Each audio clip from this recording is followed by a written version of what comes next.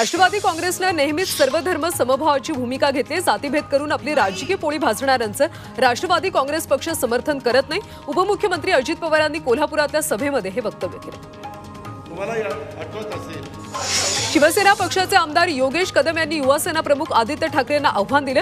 आदित्य ठाकरे यांनी दापोलीमध्ये माझ्या विरोधात फक्त सभा घेऊ नये तर लढून दाखवावं, हिम्मत असेल तर पाहावं जनता कुणासोबत आहे असं वक्तव्य योगेश कदम यांनी दापोली मतदारसंघामध्ये फक्त सभा आणि येऊन इथे निवडणूक लढवावी ना। गंगापूर तालुक्यामध्ये विकास झाला नाही, त्यामुळे मी निवडणूक लढवण्याचा निर्णय घेतला अशी माहिती अजित पवार गटाचे विधान परिषदेचे आमदार सतीश चव्हाण यांनी दिली।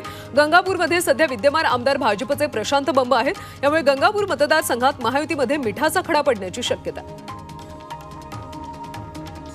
विधानसभेपूर्वी पुन्हा एकदा शरद पवार, सुशीलकुमार शिंदे, विजयसिंग मोहिते पाटील अकलूजमध्ये एकत्र येणार आहेत। सुशीलकुमार शिंदेंच्या 84व्या वाढदिवसानिमित्त ते एकत्र येणार आहेत। लोकसभेप्रमाणे विधानसभेला देखील राज्यात परिवर्तन होणार असल्याचं खासदार धैर्यशील मोहिते पाटील यांनी दावा केला। रत्नागिरी विधानसभा मतदारसंघातून शिवसेना उद्धव ठाकरे पक्षाकडून 3 उमेदवार इच्छुक आहेत। राजेंद्र महाडिक, उदय बने आणि प्रदीप उर्फ बंड्या साळवी अशी त्यांची नावं आहेत। या तिन्ही उमेदवारांनी मुलाखती दिल्यात। उमेदवारी कुणाला मिळणार याची आता सर्वांनाच उत्सुकता आहे।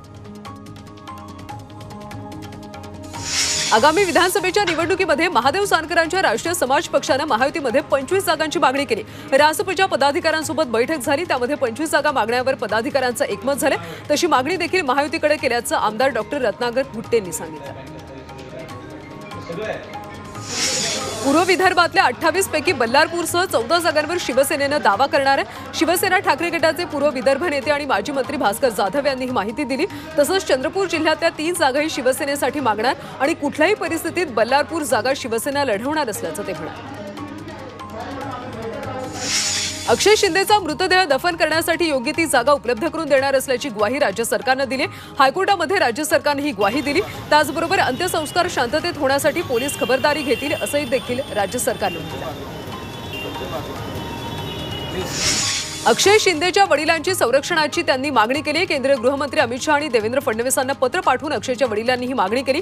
संपूर्ण कुटुंबीय आणि वकिलाला धमक्या मिळत आहेत, त्यामुळे पोलीस संरक्षण द्यावं अशी मागणी अक्षय शिंदेच्या वडिलांनी केली।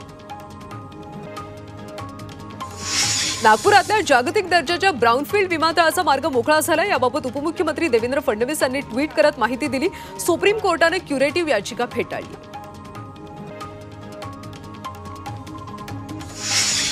नंदुरबारमध्ये रमाई आवास योजनेतल्या घरकुलांचं भूमिपूजन करण्यात आलं। गौतम नगर परिसरातल्या 11 लाभार्थ्यांचं हक्काचं घर होणार आहे। दारिद्र्य रेषेखालच्या कुटुंबाकडे हक्काचं घर व्हावं यासाठी नगरपालिकेच्या वतीनं घरकुलं मंजूर करण्यात आली।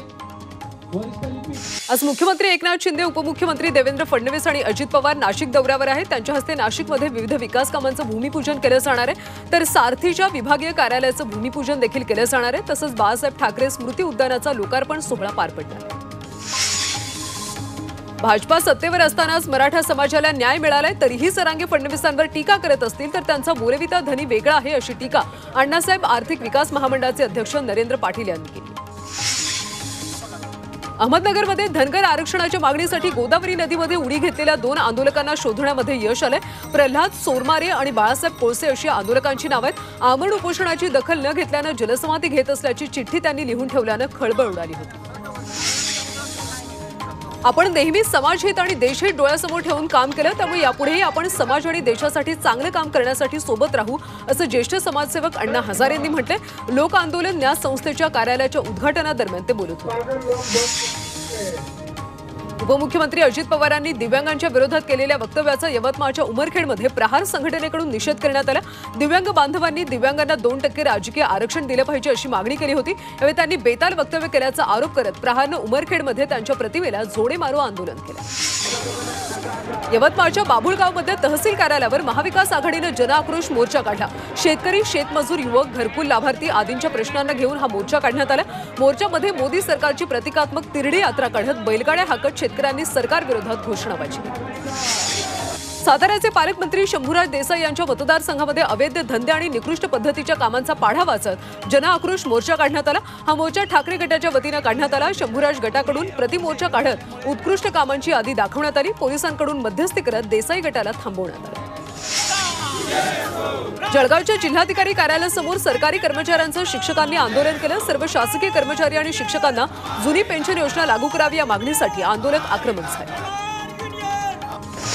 पुणे मेट्रो बाबतचं आंदोलन म्हणजे महाविकास आघाडीचा इलेक्शन स्टंट असल्याची टीका उदय सामंत यांनी केली। स्टंटबाजी करून मतं मिळवण्याचा हा प्रयत्न आहे। पुणे मेट्रोचं उद्घाटन करण्याचा अधिकार महाविकास आघाडीला नाही, तो फक्त महायुतीला असल्याची प्रतिक्रिया सामंत यांनी नागपूरमध्ये दिली। सांगलीमध्ये विविध सामाजिक संघटनांनी एकत्र येत केंद्र सरकारच्या विरोधात आंदोलन केलं।